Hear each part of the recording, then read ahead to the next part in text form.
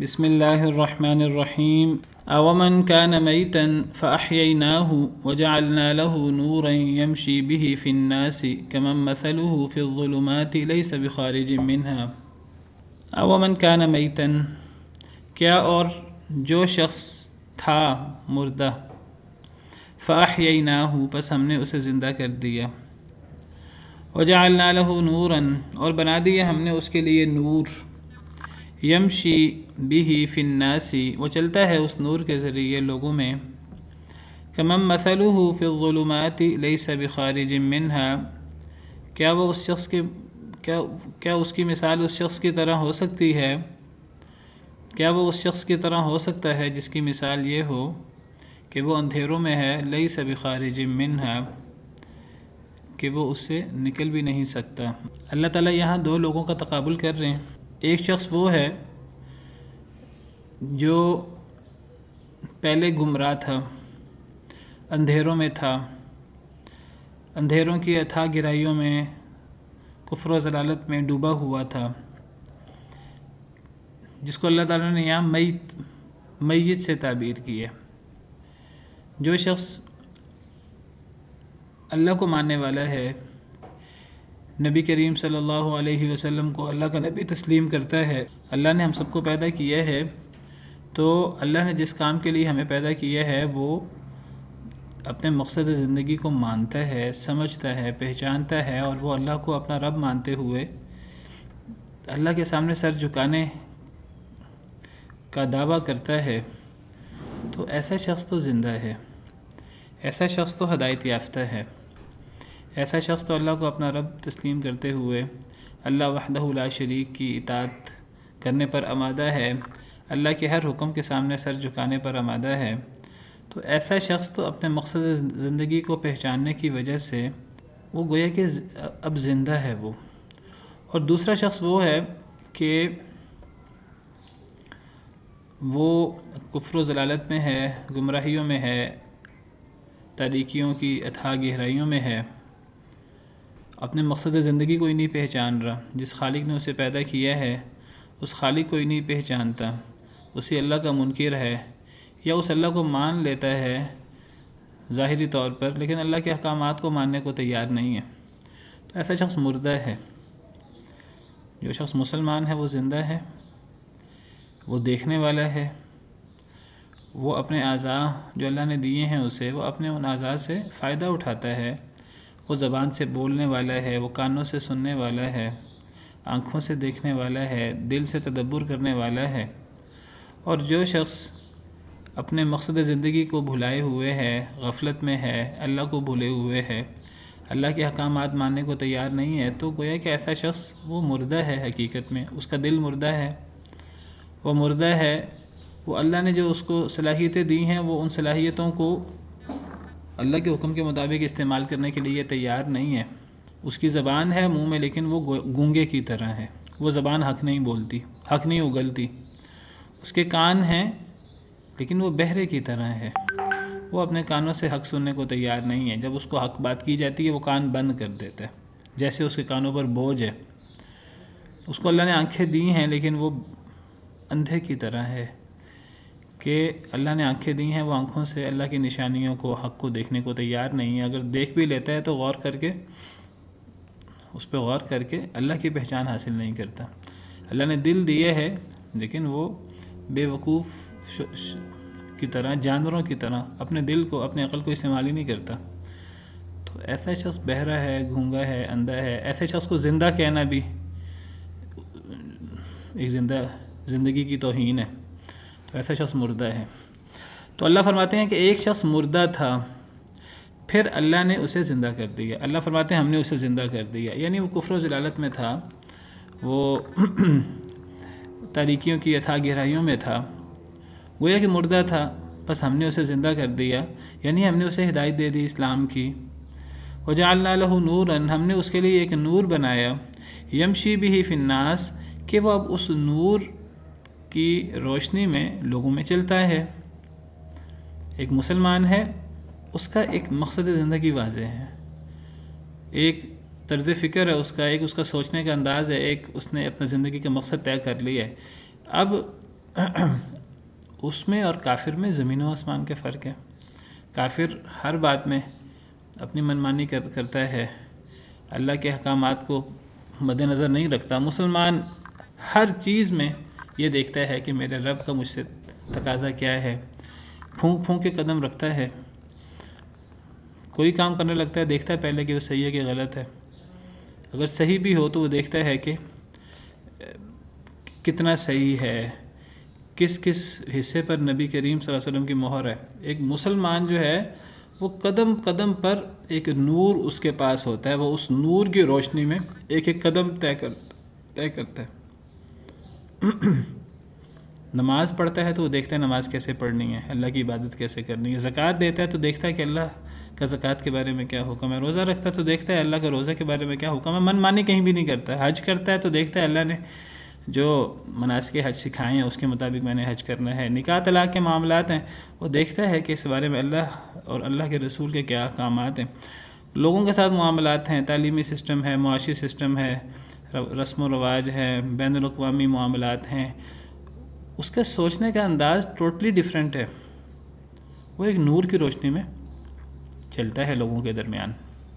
ہدایت یافتہ شخص، یہ ہدایت یافتہ شخص بھی ایک وقت تھا جب یہ مردہ تھا، لیکن اب اللہ نے اسے ہدایت دے دی، وہ اس ہدایت میں آگے بڑھتا جا رہا ہے۔ اب ایک نور ہے، اس نور کی روشنی میں وہ لوگوں کے درمیان چلتا ہے، اس کا ایک ایک عمل ہدایت کی روشنی میں ہے، کتاب و سنت کے مطابق ہے۔ کیا وہ اس شخص کی طرح ہو سکتا ہے کہ جس کی مثال ایسے جیسے وہ اندھیروں میں ہے، اسے کچھ سجھائی نہیں دے رہا میں کیا کروں، اس کے پاس کوئی روشنی نہیں ہے، کوئی ہدایت نہیں ہے، جو کرتا ہے من مانی کرتا ہے، اور من مانی انسان ہے، انسان کی من مانی انسان کو تباہ کرے گی۔ انسان ناقص ہے، اس کی سوچ بھی ناقص ہے، انسان اپنے آپ کو خود ہدایت نہیں دے سکتا۔ انسان کو نہیں پتا کہ کیا عمل کرے گا تو دنیا میں کامیاب ہو، آخرت میں کامیاب ہو۔ تعلیمی سسٹم کیا ہونا چاہیے، سیاسی سسٹم کیا ہونا چاہیے، معاشرتی سسٹم کیا ہونا چاہیے، بین الاقوامی معاملات کیا ہونے چاہیے، نکاح و طلاق کے معاملات کیسے ہونے چاہیے۔ ایک ایک چیز جو ہے وہ اس کے پاس ہدایت نہیں ہے، وہ اللہ رسول کے احکامات کو ماننے کو تیار نہیں ہے، وہ وحی کو ماننے کو تیار نہیں ہے، تو وہ اندھیروں میں ہے، گھٹا ٹوپ اندھیروں میں ہے، ایسے اندھیروں میں ہے لیس بخارج منہا کہ وہ ان اندھیروں سے نکل ہی نہیں سکتا۔ اسے یہ بھی نہیں پتا کہ میں نے ان اندھیروں سے نکلنا کیسے ہے، اسے یہ بھی نہیں پتا کہ میں اندھیروں میں ہونے کی وجہ سے میں کتنے بڑے کرائسس کا شکار ہوں، اسے یہ بھی نہیں پتا کہ میں غلطی پر ہوں۔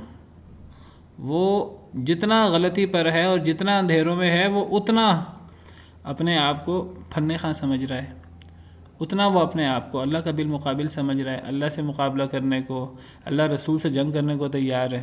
اسے اندازہ ہی نہیں ہے کہ یہ سانس کی ڈور چل رہی ہے، یہ ٹوٹ گئی تو اس کے پلے کیا ہے، کچھ بھی نہیں ہے، لیکن وہ اس سے بھی غافل ہے۔ یعنی اتنا نقصان ہے کہ وہ ایک غلط راستے پر چل رہا ہے اور اسے پتہ بھی نہیں میں غلط راستے پر چل رہا ہوں، اور اسے اندازہ نہیں ہے کہ اس کے ساتھ کیا ہونے والا ہے دنیا میں، موت کے وقت، آخرت میں، اور پھر قیامت کے دن۔ تو کیا یہ دونوں لوگ برابر ہو سکتے ہیں؟ اللہ نے تقابل کیا ہے دو لوگوں کا، ہدایت یافتہ شخص کا اور گمراہ شخص کا۔ ایک شخص جو قرآن کی روشنی میں، وحی کی روشنی میں چلتا ہے، نور ہے اس کے ساتھ، اور ایک وہ شخص ہے جس کے پاس روشنی کوئی نہیں ہے، جو اندھیروں میں ہے۔ تو کیا یہ دونوں لوگ برابر ہو سکتے ہیں؟ اللہ نے سوال کیا ہے، اس سوال کا جواب اللہ نے نہیں دیا۔ اس سوال کا جواب کیا ہے؟ اس سوال کا جواب یہ ہے، بالکل واضح ہے کہ یہ دونوں کبھی برابر نہیں ہو سکتے، لا ابداً، یہ تو کبھی بھی برابر نہیں ہو سکتے۔ یہ تو ایسے جیسے اللہ قرآن میں کئی جگہ پر پوچھتے ہیں، قُلْ هَلْ يَسْتَوِي الَّذِينَ يَعْلَمُونَ وَالَّذِينَ لَا يَعْلَمُونَ، کہہ دیجئے کیا جو لوگ جاننے والے ہیں وہ اور جو لوگ جانتے نہیں ہیں وہ برابر ہو سکتے ہیں؟ اللہ سوال کرتے ہیں اور اس کا جواب اتنا واضح ہے کہ اللہ جواب بھی نہیں دیتے، اللہ آگے گزر جاتے ہیں۔ قُلْ هَلْ يَسْتَوِي الَّذِينَ يَعْلَمُونَ وَالَّذِينَ لَا يَعْلَمُونَ إِنَّمَا يَتَذَكَّرُ أُولُو الْأَلْبَابِ، اس کا جواب دینے کی بھی ضرورت نہیں ہے۔ قُلْ هَلْ يَسْتَوِي الْأَعْمَى وَالْبَصِيرُ، کیا اندھا اور دیکھنے والا برابر ہو سکتے ہیں؟ ام هل تستوی الظلمات والنور، کیا اندھیرے اور نور برابر ہو سکتے ہیں؟ اللہ یہ سوال پیدا کرتے ہیں، اللہ جواب نہیں دیتے کیونکہ ان کا جواب دینے کی ضرورت ہی نہیں ہے۔ یہاں بھی اللہ نے سوال پیدا کر دیا ہے، زمین و آسمان کا فرق ہے۔ جو شخص اللہ نے اسے ہدایت دے دی، اللہ نے اس کو سجھا دیا کہ وہ صحیح راستے پر چلے، اللہ نے اس کا سینہ کھول دیا، اب وہ دین اسلام پر گامزن ہے، صراط مستقیم پر، نور کی روشنی میں وہ ایک ایک اپنا معاملہ طے کرتا ہے، وہ اور ایک شخص وہ ہدایت پر نہیں چل رہا، یہ دونوں کیسے برابر ہو سکتے ہیں؟ کبھی برابر نہیں ہو سکتے۔ وہ اتنے اندھیروں میں ہے دوسرا شخص کہ وہ ان اندھیروں سے نکل نہیں سکتا، اسے پتہ ہی نہیں میں نکلوں کیسے، تو یہ دونوں لوگ کبھی برابر نہیں ہو سکتے۔ اللہ نے سوال کیا کہ کیا یہ شخص اور وہ شخص، یہ شخص اس شخص کی طرح ہو سکتا ہے؟ اس کا جواب ہے کہ نہیں، کبھی بھی نہیں ہو سکتے۔ ان میں سے پہلا شخص ہی ہر لحاظ سے بہتر ہے۔ كَذَلِكَ زُيِّنَ لِلْكَافِرِينَ مَا كَانُوا يَعْمَلُونَ، اللہ فرماتے ہیں اسی طرح مزین کر دیا گیا ہے کافروں کے لیے جو وہ عمل کرتے ہیں۔ پہلا شخص جسے اللہ نے مردہ تھا، اللہ نے زندہ کر دیا، اللہ نے اسے نور بنا دیا، وہ اس نور کی روشنی میں چلتا ہے، یعنی مسلمان جو قرآن کی روشنی میں، سنت کی روشنی میں اپنا سفر طے کرتا ہے، اور دوسرا شخص جو اندھیروں میں ہے، یہ دونوں برابر نہیں ہو سکتے۔ لیکن المیہ یہ ہے کہ اکثر لوگوں کو یہ بات سمجھ ہی نہیں آتی۔ اس کی سمجھ کس کو آئے گی؟ اس کی سمجھ اسے آئے گی جسے اللہ نے جس کا سینہ کھول دیا ہو، جسے اللہ نے ہدایت دے دی ہو، جسے اللہ نے ہدایت دے دی ہو، جسے اللہ نے جس کا سینہ کھول دیا ہو، اسے پتہ لگتا ہے کہ یہ اللہ کا ہم پر احسان ہے کہ اللہ نے ہمیں توفیق دی ہے اسلام کی، اللہ نے ہمیں قرآن کی طرف رہنمائی کی ہے، یہ اللہ کا احسان ہے، اللہ نے ہمارا سینہ کھولا ہے، یہ تو ہمارا ذاتی کوئی کمال نہیں ہے، اور یہ اللہ کا کتنا بڑا احسان ہے، یہ ایک مسلمان یہ اندازہ کر سکتا ہے۔ لیکن المیہ یہ ہے کہ وہ شخص جو اندھیروں میں ہے، جو گمراہیوں میں ہے، جو کفر و شرک اور توہمات اور وہ کہاں کہاں ٹھوکریں کھا رہا ہے، المیہ یہ ہے کہ وہ غلط ہے اور اسے یہ بھی نہیں پتا کہ وہ غلط ہے۔ وہ اتنا غلط ہونے کے باوجود وہ اپنے آپ کو مومن سے زیادہ بہتر سمجھتا ہے، شیطان نے اسے اس طرح دھوکے میں مبتلا کیا ہوا ہے۔ کتنا بڑا المیہ ہے، کتنا بڑا مسئلہ ہے کہ ایک بندہ جو ہے وہ اللہ کی نافرمانی کرتا ہے، اسے کوئی پرواہ ہی نہیں ہے اللہ کی فرما برداری اور نافرمانی کی، وہ اللہ کی نافرمانی میں ہر حد کراس کر جاتا ہے، وہ سمجھتا ہے میں نے کیا ہی کچھ نہیں۔ کبھی اسے پوچھا جائے کہ تم اپنی عقل استعمال کرتے ہو کہ نہیں کرتے؟ اللہ نے تمہیں عقل دی ہے، عقل و فہم دی ہے، بصیرت دی ہے، اللہ نے تمہیں صلاحیتیں دی ہیں، تم اپنے صلاحیتوں کو استعمال کرتے ہو کہ نہیں کرتے؟ تم اللہ کی کتنی نافرمانی کر رہے ہو؟ وہ سمجھتا ہے کہ میں تو اللہ کی نافرمانی کر ہی نہیں رہا، وہ تو اپنے آپ کو بڑا عقل مند سمجھتا ہے، وہ سمجھتا ہے مجھ سے زیادہ عقل مند اور مجھ سے زیادہ زیرک اور مجھ سے زیادہ جہاندیدہ ہے ہی کوئی نہیں۔ اور جو شخص جس کو اللہ عقل مند کہتے ہیں، اللہ کس کو عقل مند کہتے ہیں؟ اللہ اس کو عقل مند کہتے ہیں جو ایمان والا ہے۔ اللہ کہتے ہیں فَاتَّقُوا اللَّهَ يَا کیا قرآن کی آیت ہے؟ فَاتَّقُوا اللَّهَ يَا أُولِي الْأَلْبَابِ الَّذِينَ آمَنُوا قَدْ أَنزَلَ اللَّهُ إِلَيْكُمْ ذِكْرًا۔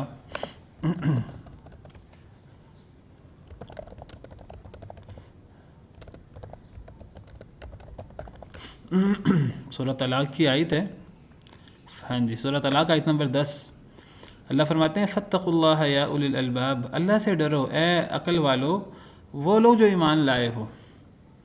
اللہ فرماتے ہیں کہ اے عقل والو، کون ہے عقل والے؟ اللہ فرماتے ہیں عقل والے ہیں ہی وہ جو مومن ہیں، تو اللہ فرماتے ہیں اے عقل والو جو ایمان لائے ہو، تم اللہ سے ڈرو، تمہیں پتہ ہے کہ اللہ سے ڈرنے کی کتنی اہمیت ہے اور اللہ سے ڈرنے کا کتنا فائدہ ہے۔ المیہ یہ ہے کہ جو ایمان والا نہیں ہے اسے تقوی کی اہمیت کا احساس ہی نہیں ہے، اسے اللہ کی عظمت کا احساس ہی نہیں ہے، اسے یہ اندازہ ہی نہیں ہے کہ میں اللہ کی کتنی نافرمانی کر رہا ہوں۔ اصل عقل مند تو ایمان والا ہے، اور ایمان والا اپنی عقل کا صحیح استعمال کرتا ہے اور پھر اسے اندازہ ہوتا ہے جو جتنا ایمان میں آگے بڑھتا رہتا ہے، جتنا وہ نیکی کے درجات طے کرتا رہتا ہے، اتنا اسے احساس ہوتا رہتا ہے کہ میں کتنا کم حیثیت ہوں اور میری کیا حیثیت ہے۔ وہ اتنا اللہ سے ڈرنا شروع کر دیتا ہے، اور جو اللہ سے جتنا دور ہوتا ہے، جو جتنا گمراہیوں کا شکار ہوتا ہے، اسے اللہ سے ڈر ہی نہیں لگتا۔ دیکھیے ایک سیدھی سی بات ہے، دیکھیے کافر سارے ملحد نہیں ہوتے، اللہ کے منکر نہیں ہوتے، یہودی عیسائی بہت سے کافر ہیں اللہ کو مانتے ہیں، انہیں پتہ ہے اللہ نے ہمیں کسی مقصد کے لیے پیدا کیا دنیا میں، وہ ملحد نہیں ہیں، لیکن آپ دیکھیں کہ اللہ کی نافرمانی کر رہے ہیں، اور اللہ کی نافرمانی کرتے ہوئے وہ اللہ کی نافرمانی میں اتنا آگے بڑھ جاتے ہیں کہ انہیں یہ احساس ہی نہیں رہتا کہ ہم کتنے گمراہ ہو چکے ہیں اور ہم اللہ سے کتنے دور جا چکے ہیں اور ہم اللہ کو کتنا ناراض کر چکے ہیں۔ کافر کو کبھی اللہ کی ناراضگی کا احساس نہیں ہوتا، حالانکہ وہ اللہ کو کتنا ناراض کرتا ہے، اور مومن کافر کے مقابلے میں کتنا بہتر ہوتا ہے۔ دیکھیے ایمان والے جو ہیں ان میں بھی کمیاں کوتاہیاں ہوتی ہیں، وہ بھی انسان ہوتے ہیں، ان سے بھی غلطیاں کوتاہیاں کبیرہ صغیرہ گناہ ہوتے ہیں، لیکن اپنی کمیوں کوتاہیوں کا احساس صرف مومن کو ہوتا ہے، کافر کو کبھی کمیوں کوتاہیوں کا احساس نہیں ہوتا، مومن کو ہوتا ہے۔ اور مومن میں بھی کس کو اپنی کمیوں کوتاہیوں کا زیادہ احساس ہوتا ہے؟ آپ بتائیے کہ جو کم نیکیاں کرنے والا ہے، تھوڑی بہت نیکیاں کرنے والا ہے، اسے اپنی کمیوں کوتاہیوں کا زیادہ احساس ہوتا ہے کہ جو بہت زیادہ نیکی کرنے والا ہے، جو اللہ کے بہت زیادہ قریب ہے، اسے اپنی کمیوں کوتاہیوں کا زیادہ احساس ہوتا ہے؟ کس سے زیادہ احساس ہوتا ہے؟ جو جتنا زیادہ متقی ہو۔ دیکھیے آپ اس سے آپ کو سمجھ آ جائے گی نقطے کی بات، جو جتنا اللہ کے زیادہ قریب ہوتا ہے وہ اتنا زیادہ اللہ سے ڈرنے والا ہوتا ہے۔ اور ایمان والوں میں بھی یہ درجات کا فرق ہے، جو جتنا یعنی بہت سے لوگ ہیں وہ نام کے مسلمان ہیں، عمل نہیں کرتے، نمازوں میں دیگر چیزوں میں کمیاں کوتاہیاں ہیں وہ مسلمان، وہ اللہ سے ان کو پرواہ نہیں رہ جاتی، اصل میں اللہ کی طرف سے یہ گمراہی یہ اللہ کی طرف سے ہوتا ہے، اللہ جو ہے وہ گناہ کو کھینچتا ہے۔ انسان کو اندازہ نہیں ہوتا، انسان سمجھتا ہے کہ میں دنیا میں لگا ہوا ہوں، میں تو بڑا عقل مند ہوں، یعلمون ظاہرا من الحیات الدنیا، دنیا کی ظاہری باتیں بڑی جانتے ہیں، وہم عن الآخرۃ ہم غافلون، آخرت سے وہ غافل ہوتے ہیں۔ انسان سمجھتا ہے میں تو بڑی ترقی کے منازل طے کر رہا ہوں دنیا کے اندر۔ وہ انسان جب اللہ کو بھولتا ہے، اللہ کو کم یاد کرتا ہے، تو پھر اللہ انسان کو اس کا بدلہ یہ دیتے ہیں کہ اللہ انسان کو انسان کا فائدہ بھلا دیتے ہیں، انسان کا فائدہ انسان کو ایسے بھولتے جو حقیقی فائدہ ہے، حقیقی فائدہ آخرت کا فائدہ ہے، جو اللہ کو بھولتا ہے اور اللہ کے ذکر کو بھولتا ہے اور اللہ کو کم یاد کرتا ہے، اللہ اسے اس کا اپنا فائدہ بھلا دیتے ہیں، اللہ اس کو ایک وقت آتا ہے اسے اللہ اس کی ذات بھلا دیتے ہیں۔ اللہ کیا فرماتے ہیں قرآن میں؟ وَلَا تَكُونُوا كَالَّذِينَ نَسُوا اللَّهَ فَأَنسَاهُمْ أَنفُسَهُمْ، ان لوگوں کی طرح نہ ہو جاؤ کہ جنہوں نے اللہ کو بھلا دیا تو اللہ نے انہیں ان کی جانیں بھلا دیں، یعنی جو اللہ کو بھول جاتے ہیں اللہ انہیں ان کا اپنا ذاتی فائدہ اللہ بھلا دیتے ہیں۔ اور انسان کا ذاتی فائدہ کس میں ہے؟ دنیا کی ترقی میں۔ انسان کا فائدہ تو آخرت کی ترقی میں ہے۔ دنیا کی حیثیت کیا ہے؟ کوئی حیثیت نہیں ہے، دنیا کی حیثیت تو مچھر کے پر کے برابر بھی نہیں ہے۔ ایک بندہ بل گیٹس کی طرح، اور ایک بندہ جو ہے وہ جو مالدار سے مالدار لوگ ہیں، ایک بندہ قارون کی طرح کی زندگی گزار لے، کیا حیثیت ہے اس کی جب ڈوری ٹوٹ جائے سانس کی؟ پانی کا بلبلہ ہے اور کچھ بھی نہیں ہے، اصل تو آخرت ہے جو ہمیشہ ہمیش کی مصیبت ہے اور ہمیشہ ہمیش کا عذاب ہے، قبر کا عذاب ہے، موت کے وقت کی تکلیفیں ہیں۔ تو اللہ تقابل کر رہے ہیں دونوں قسم کے لوگوں کا، کہ ایک ہدایت یافتہ شخص ہے اللہ کی توفیق سے، اور دوسرا شخص اندھیروں میں ہے، وہ اندھیروں سے نکلنے والا نہیں ہے۔ اللہ فرماتے ہیں کہ بتاؤ کہ کیا پہلا شخص دوسرے شخص کی طرح ہو سکتا ہے؟ پھر اللہ کیا فرماتے ہیں کہ كَذَلِكَ زُيِّنَ لِلْكَافِرِينَ مَا كَانُوا يَعْمَلُونَ، اسی طرح زینت دے دی گئی کافروں کے لیے جو وہ عمل کرتے ہیں۔ المیہ یہ ہے کہ کافر اپنے عمل کو اچھا سمجھتا ہے، یعنی کافر کا عمل برا ہے. ایک عقل مند شخص، ایک صحیح عقل و فہم رکھنے والا، ہر بندہ سمجھتا ہے کہ جھوٹ اور سچ میں سے جھوٹ برا ہے، سچ اچھا ہے.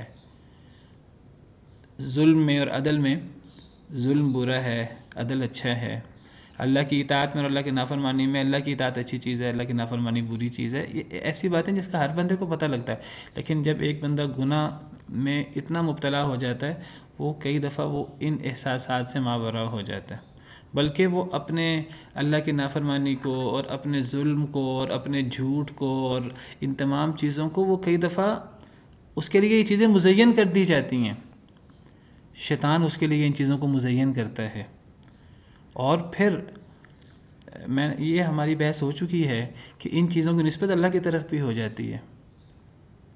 اللہ کے ارادہ کونیہ کے تحت شیطان کو کس نے یہ اختیار دیا؟ اللہ نے اختیار دیا. یہ چیزیں انسان کے لیے شیطان مزین کر دیتا ہے. انسان کا نفس انسان کے لیے یہ بری چیزوں کو مزین کر دیتا ہے. تو یہ چیزیں انسان کے لیے مزین کیسے ہو جاتی ہیں؟ اللہ نے جو اختیار دیا ہوا ہے، انسان جب اس اختیار کا غلط استعمال کرتا ہے، اللہ اسے مزید گمراہ کرتے رہتے ہیں.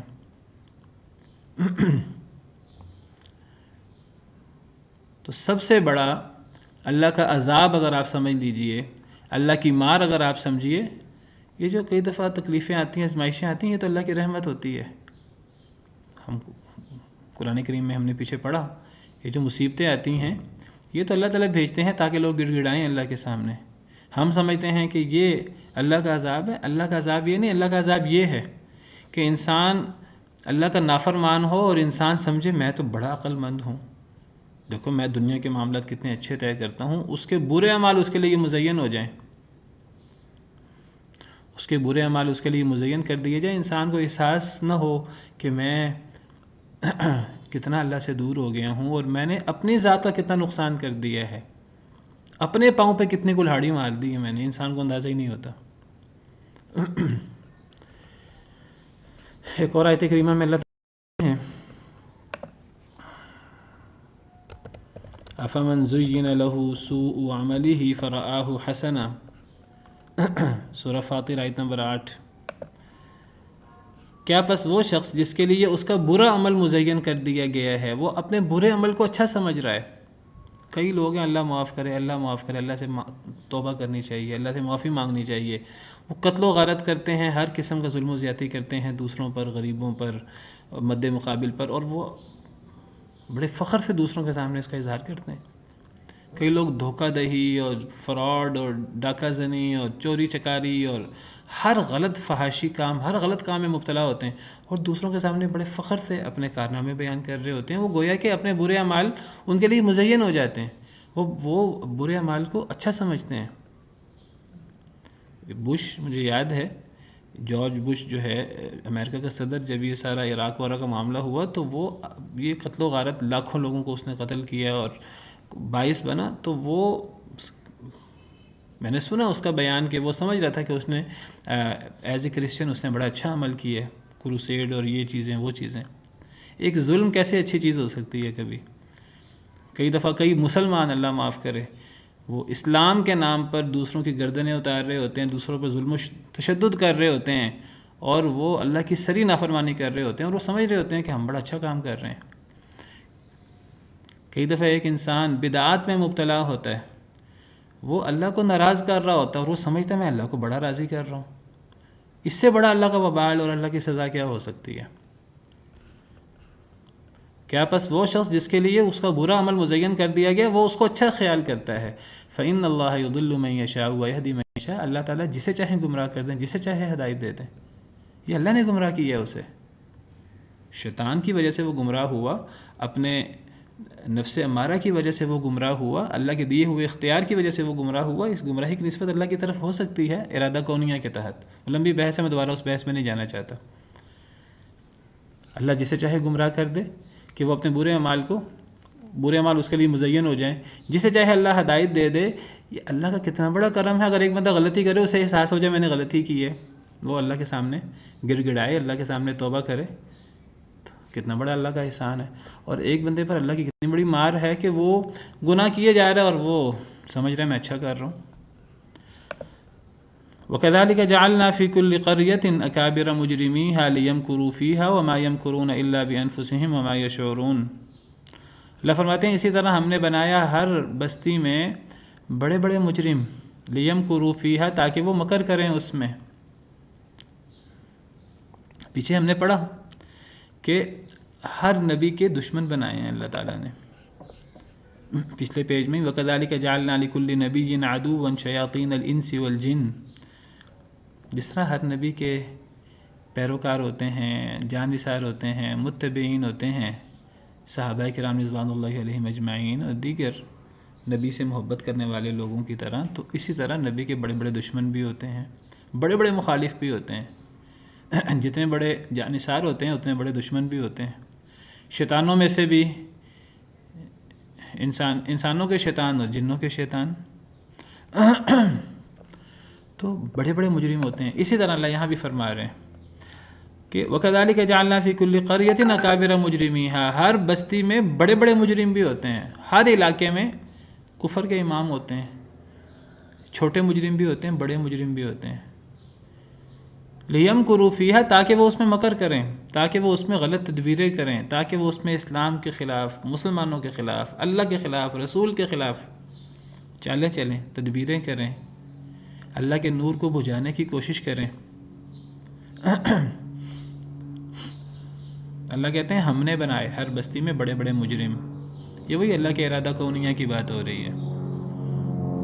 اللہ کے دیے ہوئے اختیار کو ان مجرموں نے غلط استعمال کیا، پھر اللہ بھی انہیں گمراہ کرتے رہے. یہ اپنے جرم میں اور اپنے کفر میں اور اپنی نافرمانی اور معصیت میں آگے سے آگے بڑھتے گئے. اللہ کہتے ہیں ہم نے بڑے بڑے مجرم بنائے. دیکھیے خیر اور شر ہے. کئی لوگ خیر کے امام ہوتے ہیں، خیر کو پھیلانے کے لیے اپنا جان مال سب کچھ ہر چیز وہ قربان کرنے پر تیار ہوتے ہیں. اور کئی لوگ شر کے امام ہوتے ہیں، وہ شر کو پھیلانے کے لیے اپنا جان مال تن من دھن سب کچھ قربان کرنے پر تیار ہوتے ہیں. اللہ فرماتے ہیں ہر بستی میں بڑے بڑے مجرم ہوتے ہیں تاکہ وہ اس بستی میں تدبیریں کریں اللہ کے خلاف، رسول کے خلاف، اسلام کے خلاف، مسلمانوں کے خلاف. اور اللہ فرماتے ہیں کہ وَمَا يَمْكُرُونَ إِلَّا بِأَنفُسِهِمْ وَمَا يَشْعُرُونَ. نہیں وہ تدبیریں کرتے مگر اپنی جانوں کے خلاف. وَمَا يَشْعُرُونَ اور انہیں پتہ بھی نہیں ہے. ساری تدبیریں ان کے خلاف ہوتی ہیں. کیسے کہ وہ جتنی تدبیریں کر رہے ہیں اسلام کے خلاف تو اس کا سزا انہوں نے بھگتنی ہے. جتنی وہ اللہ کے خلاف، اللہ کے رسول صلی اللہ علیہ وسلم کے خلاف، اسلام کے خلاف، مسلمانوں کے خلاف جتنی تدبیریں کریں گے تو اپنے ہی نامہ اعمال سیاہ کر رہے ہیں نا. اللہ کے ہاں اپنی ہی سزا بڑھا رہے ہیں. اور ان کی اس تدبیروں سے اور ان کے اس کام سے کوئی بہت زیادہ فرق نہیں پڑنا، کیونکہ حق کے پیچھے اللہ رب العالمین ہے اور اللہ نے حق کو غالب رکھنا ہے. حق مغلوب نہیں ہو سکتا، چاہے پوری دنیا حق کے مخالف ہو جائے. اللہ ڈھیل دیتے ہیں مجرمین کو. دیکھیے ان آیتوں کو ہمارے لیے سمجھنا بہت مشکل ہے جب تک ہمارے سامنے اللہ کا ارادہ کونیہ اور ارادہ شرعیہ کی بحثیں نہ ہوں جو ہم تفصیل سے پڑھ چکے ہیں. کیا خیال ہے؟ اللہ فرماتے ہیں یہ ہر بستی کے بڑے بڑے مجرم ہم نے بنائے ہیں، ہم نے مقرر کیے ہیں تاکہ وہ ان بستیوں میں مکر کریں، تدبیریں کریں اللہ رسول کے خلاف، اسلام کے خلاف، مسلمانوں کے خلاف. اور وہ جو مکر کرتے ہیں وہ اپنے آپ کے خلاف مکر کر رہے ہیں اور انہیں شعور بھی نہیں ہے، انہیں پتہ بھی نہیں ہے. کیونکہ اللہ فرماتے ہیں وَلَا يَحِيقُ الْمَكْرُ السَّيِّئُ إِلَّا بِأَهْلِهِ کہ برا مکر کرنے والے کے خلاف ہی ہوتا ہے. بری تدبیر، جو بندہ کسی کے لیے بری تدبیر کرتا ہے، برا چاہتا ہے، وہ برائی اسی پر پڑتی ہے. ہم اردو میں محاورہ استعمال کرتے ہیں جو جس کے لیے گڑھا ہوتا ہے وہ آخرکار خود اس میں گرتا ہے. یہ قرآن کی آیت کا مفہوم ہے. قرآن کی اس آیت کا بھی یہی مطلب ہے وَمَا يَمْكُرُونَ إِلَّا بِأَنفُسِهِمْ وَمَا يَشْعُرُونَ. وہ نہیں تدبیریں کر رہے مگر اپنے آپ کے خلاف، اور انہیں پتہ بھی نہیں ہے، انہیں اندازہ ہی نہیں ہے. وہ ناقص ہیں، ان کی عقل بھی ناقص ہے، ان کی عقل و فہم بھی، بصیرت بھی ناقص ہے. وہ سمجھ رہے ہیں کہ ہم اسلام کو ہم ذلیل کر رہے ہیں اور ہم نقصان پہنچا رہے ہیں، اور لیکن انہیں اندازہ ہی نہیں ہے کہ سورج کی طرف پھونکنے سے، سورج کی طرف تھوکنے سے اپنا منہ گندا ہوتا ہے، سورج کو تو کچھ نہیں ہوتا۔ اللہ رسول کے خلاف توہین کرنے سے اور چالیں چلنے سے اللہ رسول کو کیا فرق پڑنا ہے، اسلام کو کیا فرق پڑنا ہے؟ اسلام کے پیچھے تو اللہ رب العالمین ہے، اسلام کو اللہ رب العالمین نے غالب کیا ہے۔ یہ جو نور ہے، یہ اللہ نے نور روشن کیا ہوا ہے۔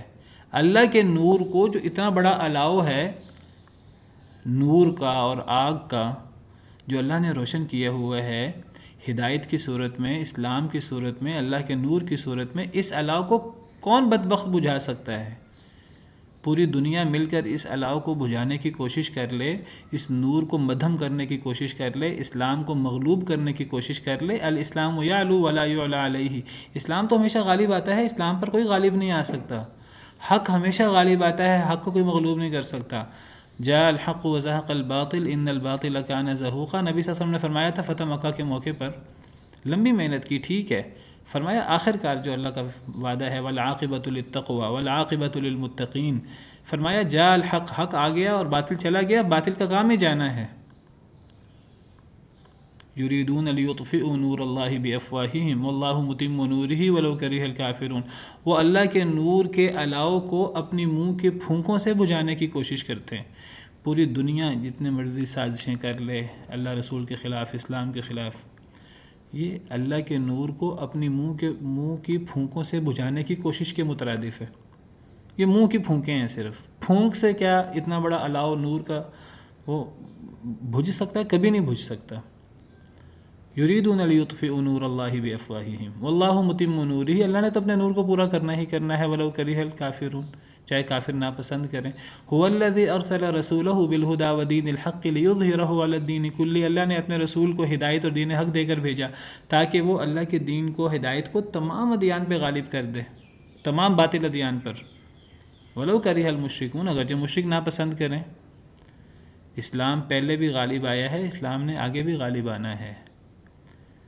تھوڑی ڈھیل ہوتی ہے، تھوڑی تاخیر ہوتی ہے، اللہ آزمانا چاہتے ہیں، اللہ درجات بلند کرنا چاہتے ہیں ان لوگوں کے جو اسلام کو غالب کرنے کے اندر اپنی سی خدمات سر انجام دیتے ہیں، اپنی سی کوششیں کرتے ہیں۔ یہ تو بہت بڑی سعادت کی بات ہے، کوئی بندہ حق کو غالب کرنے کے اندر اپنے تن من دھن قربان کرے تو بڑی سعادت کی بات ہے، کوئی کسی کا احسان نہیں ہے۔ ایک بندہ بھی حق کو غالب کرنے کی کوشش نہ کرے، پوری دنیا حق کے خلاف ہو جائے، حق کبھی مغلوب نہیں ہو سکتا، یہ بات یاد رکھیے گا۔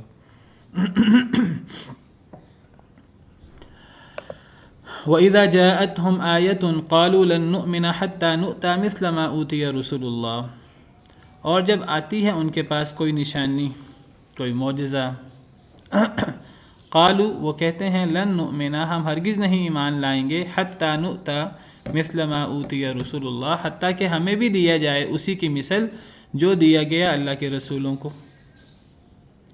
یعنی جب انہیں کوئی معجزہ ان کے سامنے آتا ہے، کوئی ان کے سامنے نشانی بہت بڑی آتی ہے، انہوں نے اپنی نشانی تو ماننی نہیں ہوتی۔ کافروں کے کفر کی وجہ یہ نہیں ہوتی کبھی بھی کہ انبیاء کرام علیہم السلام نے معجزات کم پیش کیے ہوتے ہیں۔ کفار مکہ کے کفر کی انکار کی وجہ یہ نہیں تھی کہ نبی کریم صلی اللہ علیہ وسلم نے معجزے کم پیش کیے تھے، ان کے کفر کی اصل وجہ تو ان کی بغاوت تھی، وہ ماننا نہیں چاہتے تھے، وہ سمجھتے تھے کہ یہ جو پیغام نبی کریم صلی اللہ علیہ وسلم پیش کر رہے ہیں، اگر ہم اس پیغام کو مانیں گے تو ہمیں اپنے آباء و اجداد کے دین کو چھوڑنا پڑے گا۔ ہم نے اپنا خود ساختہ دین بنا رکھا ہے، اس دین کے اندر ہم نے من مانیاں شامل کر رکھی ہیں، ہمیں یہ چھوڑنی پڑیں گی، ہمیں اللہ رسول کے احکامات کے مطابق چلنا پڑے گا۔ وہ اس پہ تیار نہیں تھے۔ جو تحریفات یہودیوں نے، عیسائیوں نے کر رکھی تھیں، وہ ان تحریفات کو چھوڑنے پر تیار نہیں تھے۔ معجزات تو پورے موجود تھے، اللہ کی نشانیاں تو پوری موجود تھیں، اللہ کی نشانیوں میں، معجزات میں کوئی کمی کوتاہی نہیں تھی۔ وہ تو بغاوت کرنے کی وجہ سے اللہ کی نشانیوں کو مانتے نہیں تھے۔ جب کوئی بڑی نشانی آ جاتی ہر نشانی کا انکار کر دیتے، وہ نت نئے مطالبے پیش کر دیتے۔ تو اللہ فرماتے ہیں جب ان کے پاس کوئی نشانی آتی ہے، کوئی معجزہ آتا ہے، کوئی بڑی دلیل آتی ہے، تو آگے سے کیا حجت پیش کرتے ہیں اس کو نہ ماننے کی؟ وہ کہتے ہیں لن نؤمن، ہم ہرگز نہیں ایمان لائیں گے، حتی نؤتا، حتیٰ کہ ہمیں دیا جائے، مثل ما اوتی رسول اللہ، اسی کی مثل جو اللہ کے رسولوں کو عطا کیا گیا۔ وہ کہنے لگے اصل میں ہم اس وقت تک نہیں ایمان لا سکتے جب تک ہمارے ہاتھوں سے یہ معجزات سر انجام نہ پائیں۔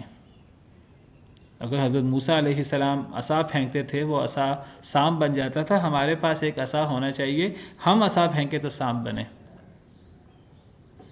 حضرت عیسیٰ علیہ السلام اگر اللہ کے حکم سے وہ مادرزاد اندھے کو ہاتھ پھیر کر اللہ کے حکم سے ٹھیک کر دیتے تھے، اگر وہ ایک مردے کو اللہ کے حکم سے زندہ کر دیتے تھے، تو ہم اس وقت تک ایمان نہیں لائیں گے جب تک یہ اعمال، یہ معجزے ہمارے ہاتھوں سے سر انجام نہ پائیں۔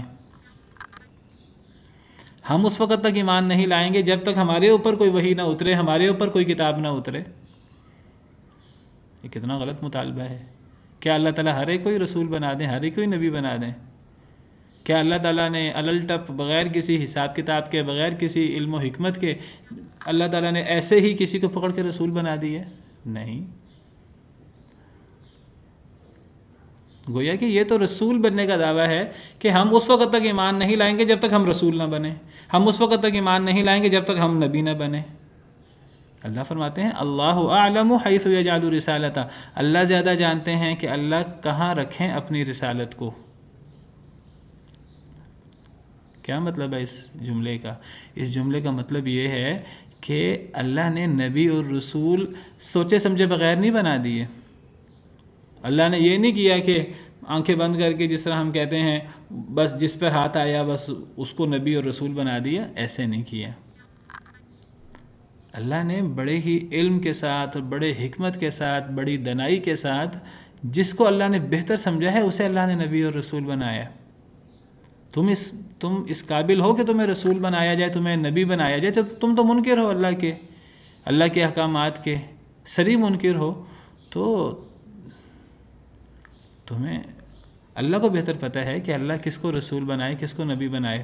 علماء کرام کہتے ہیں کہ یہ جملہ، یہ جو اللہ اعلم حیث یجعل رسالتہ، اس میں نبیوں کا وہ مقام اور وہ فضیلت بیان ہوئی ہے کہ اس سے زیادہ مقام اور فضیلت کیا ہوگی کہ اللہ نے ایسے ہی الٹپ لوگوں کو نبی نہیں بنا دیا، رسول نہیں بنا دیا۔ اللہ نے تو باقاعدہ جانچ پڑتال کر کے، ٹھوک بجا کر، اللہ تعالیٰ نے دلوں کا امتحان لے کر، اللہ تعالیٰ نے سوچ سمجھ کر علم و حکمت کی بنا پر جس کو نبی بنایا ہے اس کو نبی بنایا ہے، جس کو رسول بنایا ہے اس کو رسول بنایا ہے۔ یہ اللہ نے ایسے ہی نہیں بنا دیے کہ اللہ ابو جہل کو نبی بنا دیتے، اللہ تعالیٰ ابو لہب کو بنا دیتے، فلاں کو بنا دیتے، فلاں کو بنا دیتے، نہیں۔ اسی طرح مسلمانوں میں سے بھی جس کو اللہ نے چاہا ہے اللہ نے اسے رسول بنایا ہے۔ اللہ کو زیادہ پتہ ہے کہ اللہ کس کو رسول بنائے، اللہ ایسے رسول نہیں بناتے۔ سیدنا ابن مسعود رضی اللہ تعالیٰ عنہ کا مشہور قول ہے، صحیح حدیث ہے، وہ فرماتے ہیں کہ اللہ تعالیٰ نے تمام لوگوں کے دلوں میں جھانکا، ان کے فرمان کا مفہوم ہے۔ اور یہ سیدنا ابن مسعود کا یہ جو فرمان ہے، جب صحابی اس قسم کی بات کرے، جس قسم کی بات، جو بات اجتہادی نہ ہو، تو وہ مرفوع حکمی ہوتی ہے، حدیث کے قائم مقام ہوتی ہے۔ تو صحیح سند کے ساتھ سیدنا ابن مسعود، شاید صحیح بخاری کے اندر حضرت ابن مسعود کا یہ قول موجود ہے، وہ فرماتے ہیں کہ اللہ تعالیٰ نے تمام لوگوں کے دلوں میں جھانکا تو اللہ تعالیٰ نے نبی کریم صلی اللہ علیہ وسلم کے دل کو تمام لوگوں کے دل سے زیادہ پاکیزہ، زیادہ بہتر پایا۔ یعنی جو سب سے پہلا نمبر دلوں میں سے سچا سچا صاف قلب سلیم وہ نبی کریم صلی اللہ علیہ وسلم کا تھا، تو اللہ تعالیٰ نے انہیں اپنی رسالت کے لیے چن لیا۔ پھر سیدنا ابن مسعود فرماتے ہیں کہ پھر اللہ تعالیٰ نے تمام لوگوں کے دلوں میں جھانکا، جو باقی لوگ ہیں، یعنی یہ آخری زمانے کی بات ہو رہی ہے، پھر اللہ نے باقی لوگوں کے دلوں میں جھانکا تو نبی کریم صلی اللہ علیہ وسلم کے صحابہ کے دلوں کو سب سے بہتر دل پایا، تو اللہ نے انہیں اپنے نبی کی صحبت کے لیے چن لیا۔ صرف رسول نہیں چنے ہوتے، رسول کے صحابہ بھی چنے گئے ہیں، رسول کے وزیر بھی چنے گئے ہیں، اور رسول کے دشمن بھی طے ہیں۔ وہ اللہ کو پتہ تھا کون دشمن ہوگا۔ جس کو ہم اتفاق سمجھتے ہیں وہ اتفاق نہیں ہوتا، اللہ کی حکمت بالغہ ہوتی ہے۔ اللہ عالم حیث یجعل رسالتہ، اللہ زیادہ جانتے ہیں کہ اللہ کس کو اپنی رسالت سے سرفراز کریں۔ سیصیب الذین اجرموا صغار عند اللہ، ان قریب پہنچے گا ان لوگوں کو جنہوں نے جرم کیا، صغار چھوٹا پن، نیچ پن، صغار صغر سے ہے، ذلت، ان قریب پہنچے گی ان لوگوں کو جنہوں نے جرم کیا ذلت، عند اللہ اللہ کے پاس، وعذاب شدید، اور سخت ترین عذاب، بما کانوا یمکرون، اس وجہ سے جو وہ مکر کرتے تھے۔ اللہ فرماتے ہیں کہ یہ جو لوگ اپنے آپ کو اتنا بڑا سمجھ رہے ہیں کہ نہیں جی ہم نہیں مانیں گے جب تک ہم نبی نہ بن جائیں، ہم رسول نہ بن جائیں، جب تک جو رسولوں کو دیا گیا ہے، جو نبیوں کو دیا گیا ہے وہ ہمیں نہ دیا جائے، یعنی یہ اپنے آپ کو اتنا بڑا سمجھتے ہیں کہ یہ اللہ کے نبی اور اللہ کے رسول بننے کے قابل ہیں، والعیاذ باللہ۔ یہ جو اپنے آپ کو اتنا بڑا سمجھ رہے ہیں، جو اپنے آپ کو جتنا بڑا سمجھے، جتنا تکبر کرے، وہ اتنا چھوٹا ہوتا ہے۔ اللہ فرماتے ہیں کہ ان مجرموں کو ان قریب پہنچے گی ذلت، یہ ذلیل ہوں گے، یہ جو اپنے آپ کو اتنا تکبر کر رہے ہیں اور اتنا بڑا سمجھ رہے ہیں کہ اللہ ہمیں نبی کیوں نہیں بنا دیتا، اللہ ہمیں رسول کیوں نہیں بنا دیتا، اللہ ہم پر کتاب کیوں نہیں اتار دیتا، اللہ ہمیں وہ معجزات کیوں نہیں دے دیتا جو رسولوں کو دیے ہیں۔ یہ تو بہت بڑی تعلی کی بات ہے، بہت بڑے تکبر کی بات ہے۔ تو اللہ فرماتے ہیں ان قریب پہنچے گا ان لوگوں کو جنہوں نے جرم کیا، جنہوں نے اس قسم کی باتیں کی، ان لوگوں کو ان قریب پہنچے گا، ان مجرموں کو، یہ مجرم ہے اللہ کے، ان قریب پہنچے گا ان لوگوں کو جنہوں نے جرم کیا، صغار ذلت، عند اللہ اللہ کے پاس، وعذاب شدید بما کانوا یمکرون، اور سخت عذاب بما کانوا یمکرون، اس وجہ سے جو وہ مکر کرتے تھے۔ فمن یرید اللہ ان یہدیہ یشرح صدرہ للاسلام، پس جو شخص کہ اللہ ارادہ کرے کہ اسے ہدایت دے، یشرح صدرہ للاسلام، اللہ کھول دیتا ہے اس کے سینے کو اسلام کے لیے۔ جسے اللہ ہدایت دینا چاہے اللہ اسے ہدایت دیتے ہیں، اللہ اس کے سینے کو اسلام کے لیے کھول دیتے ہیں، وہ اسلام قبول کر لیتا ہے۔ یہ اللہ کا ارادہ کونیہ کی بات ہو رہی ہے۔ ومن یرید اور یہ اللہ کا ارادہ کونیہ بھی ہے اور ارادہ شرعیہ بھی ہے۔ ومن یرید ان یضلہ یجعل صدرہ ضیقا حرجا کانما یصعد فی السماء، اور جو شخص کہ اللہ چاہے کہ اللہ اسے گمراہ کرے تو اللہ کر دیتے ہیں اس کے سینے کو تنگ، ضیقاً کا مطلب بھی تنگ اور حرجاً کا مطلب بھی تنگ، کانما یصعد فی السماء، گویا کہ وہ چڑھ رہا ہے بلندی پہ۔ یعنی جسے ہدایت دیتے ہیں تو اسے اللہ ہدایت دیتے ہیں، اللہ اس کے سینے کو اسلام کے لیے کھول دیتے ہیں۔ جسے گمراہ کرتے ہیں اسے اللہ گمراہ کرتے ہیں، کیسے؟ اللہ اس کے سینے کو تنگ کر دیتے ہیں، ہر وقت اس کا دل تنگ ہوتا ہے اور وہ ایسے جیسے کہ آسمان پر چڑھ رہا ہو۔ کذالک یجعل اللہ الرجس علی الذین لا یؤمنون، اسی طرح کر دیتے ہیں اللہ تعالیٰ پلیدگی کو، رجس کہتے ہیں ناپاکی، پلیدگی، نجاست، اللہ بنا دیتے ہیں نجاست علی الذین لا یؤمنون، ان لوگوں پر جو ایمان نہیں لاتے، جو ایمان نہیں لاتے اللہ تعالیٰ ان کے اوپر نجاست ڈال دیتے ہیں۔ تو یہ سارے ارادہ کونیہ کی بحث ہے، اور یہ بحث ہم پیچھے تفصیل سے کر چکے ہیں، لہٰذا میں دوبارہ اس بحث کو نہیں کھولتا۔ تو یہ اللہ کا ارادہ کونیہ ہے، اللہ نے جو اختیار دیا ہے اس اختیار کا لوگ غلط استعمال کرتے ہیں، تو گویا کہ اس کی نسبت اللہ کی طرف ہو سکتی ہے۔ پھر جب لوگ اللہ کے دیے ہوئے اختیار کا غلط استعمال کرتے ہیں پھر اللہ انہیں مزید گمراہ کر دیتے ہیں، اللہ ان کے سینوں کو مزید تنگ کر دیتے ہیں، تو گویا کہ اللہ نے انہیں گمراہ کیا ہے۔ اور جو ہدایت قبول کرتا ہے اللہ اس کے سینے کو مزید کھول دیتے ہیں، گویا کہ اللہ نے اسے ہدایت دی ہے۔ چلیں آج کے لیے اتنا ہی کافی ہے۔ سبحان ربک رب العزت عما یصفون وسلام علی المرسلین والحمد للہ رب العالمین۔